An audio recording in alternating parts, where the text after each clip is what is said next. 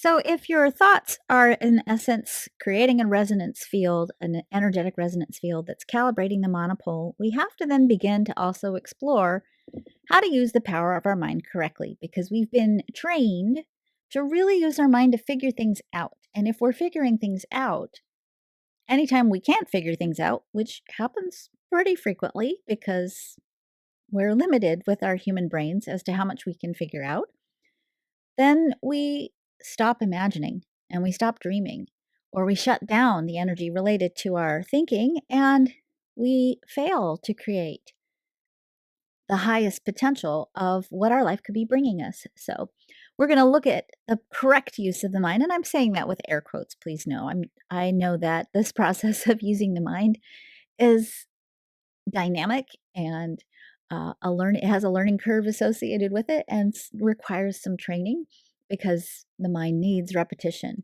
consistent repetition over time in order to lock into new ways of really being used correctly. And certainly as we go through the rest of the program, we are going to be exploring in great depth how to train your mind to really explore and create in the world differently than perhaps you've been using it up until this point. To understand the mind, we have to really look at it through the lens of traditional human design and kind of blow up some of the myths that we are taught in traditional human design. Because to a certain degree, the way things are taught don't completely jive with what we know is true from science. So, when we look at traditional human design kind of teaches that the name of the game in human design is to get everything that you can to the throat. And certainly that's an aspect that causes us to be attracted to the people we are attracted to or to the groups of people we are with. We like to be able to get access to the throat with all of the things that are defined in our chart because it helps us express ourselves. But that is not really the source of our creativity. Speaking, of course, initiates action. Doing, of course, is action. And to a certain degree, speaking and doing are kind of associated with the throat center, but it's really not where the creative process initiates. The throat is a byproduct, if you will, of the creative process, an essential player in the creative process, the expressive part of the creative process, but it's not the initiating place.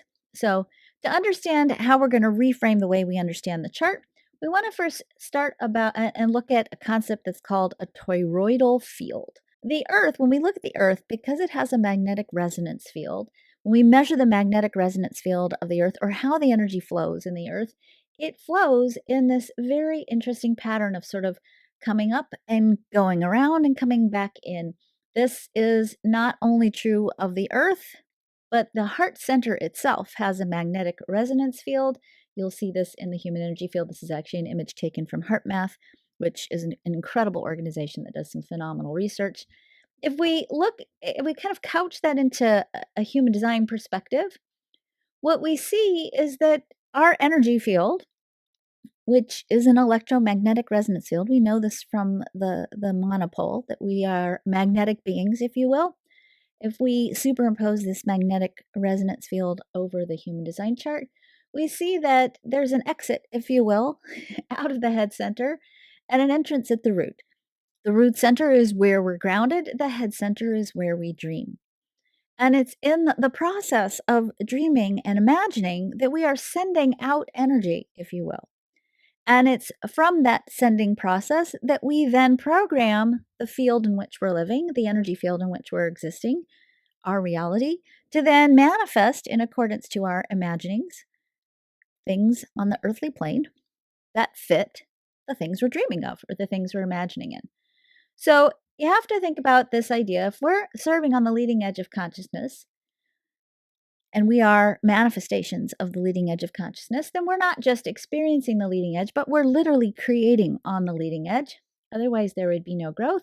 And our feedback to what we create, in other words, our feedback to what shows up in the world, causes our expansion.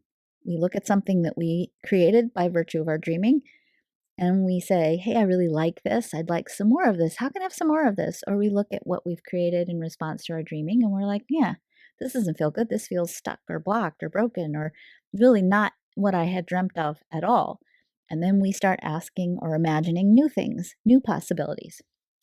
I'm saying asking specifically because when we look at the gates of the head center, the 63, the 61, and the 64, that interface between our soul self and our cosmic self and our personal individual story of who we are right now, that bridge between the personality crystal and the design crystal, these three gates operate through questioning.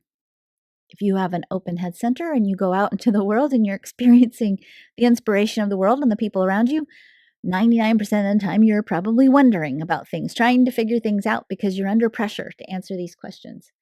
Let me just gently remind you, and again, we'll talk about this more later, you're not supposed to answer those questions, and don't feel like you're failing if you can't. These questioning energies are designed to support us in imagining other possibilities, other realities, exploring with curiosity and wonder other things that we could be experiencing in the world. And it's from those questionings that we have, from those contemplations and wonderings, that we send energy out of the head center into the quantum field, if you will, and we connect with answers, potential answers, and there are innumerable potential answers that match the vibrational frequency that we're holding in the monopole. You can use the power of questions to heal and remove limiting beliefs and stories. Just some things you can ask if you are playing with these energies. And again, we all have all of the chart. Although, if you have this defined in your chart, it means it's a consistent part of your soul curriculum, something you're here to really explore through your own inner experience of yourself. But the following questions are actually really powerful questions that when you just engage in the question and don't worry about figuring out the answer, you can actually start to heal and remove limiting beliefs. So the question of the 63 is this true? The question of the 64 is, what is the story? How do you feel around the situation? The gate 61 says, why? What's the bigger picture around what this experience that I'm having is? Why am I holding on to this? If you are familiar with Byron Katie's The Work, you'll see some very interesting similarities between the questions of the head center and the work. And I do believe that's actually why Byron Katie's work is so incredibly powerful. It taps into our natural ability to question and to use the power of questions to seed potential answers in the quantum field. So we ask questions, we don't figure out the answers, and those questions tweak possibilities, potentials in the quantum field, moving quantum particles, right, in the quantum field. The minute we start to explore through imagining and dreaming those quantum potentials, we're observing them in essence, and we cause those particles then to drop into our physical reality. We experience what drops into that reality, and if we like it, then we ask for more in some way, shape, or form. We dream about more. We dream about expansion. And as I said, if we don't like it, we start dreaming about other possibilities. Here's where this creative process goes wrong for a lot of us. We have been trained pretty intensely for the last while to use the power of intentions to create, affirming and telling the universe what you want. But in reality, if we look at how we're hardwired, we're actually designed to ask, not to tell, not to affirm, not to use intentions, but to explore possibilities through the process of a query, a question, an exploration, a wondering. And from that wondering and the imagination that gets triggered, we then seed new possibilities. So instead of the energy flowing into the head center and down to the throat in this aha kind of a way that I think we're taught to engage with inspiration, we have to remember that we are the inspiration. And it's from allowing ourselves to use the power of our imagination and dreaming, our natural tendency to question everything, that we begin to tweak new potentials, drop new potentials into our physical reality. And then all we have to do is decide, do I like this or not? And if you do, ask for more. And if you don't, ask for something different.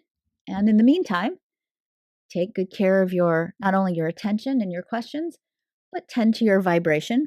Don't let yourself fall into stinking thinking or beat yourself up because you think the thing you're thinking about or dreaming about is impossible. And then, of course, follow your strategy in accordance to what shows up in your physical reality. So, some good things to think about. Think about, what are your questions? What questions do you have about creating something different in your life? Something more expansive, more authentic, relating to the true story of who you are. Ask questions and let the answers reveal themselves to you on the physical plane. And keep your questions open ended. engage with the world through the lens of curiosity and wonder, you are exploring the possibilities of the universe. You don't have to have the answers, just the questions, and allow yourself to discover the next steps. Pay attention to how the answers feel and follow the ones that feel good. And if you experience something that doesn't, ask a new set of questions. So I'd love for you to think about, explore for yourself some questions you might have, some dreams you might have about your life. And you can format your questions. Here's just some potential formats for your questions if you need help. What would it take for? How can I consistently? What do I need to do in order to create? What's keeping me from? What needs to happen for me to become clear?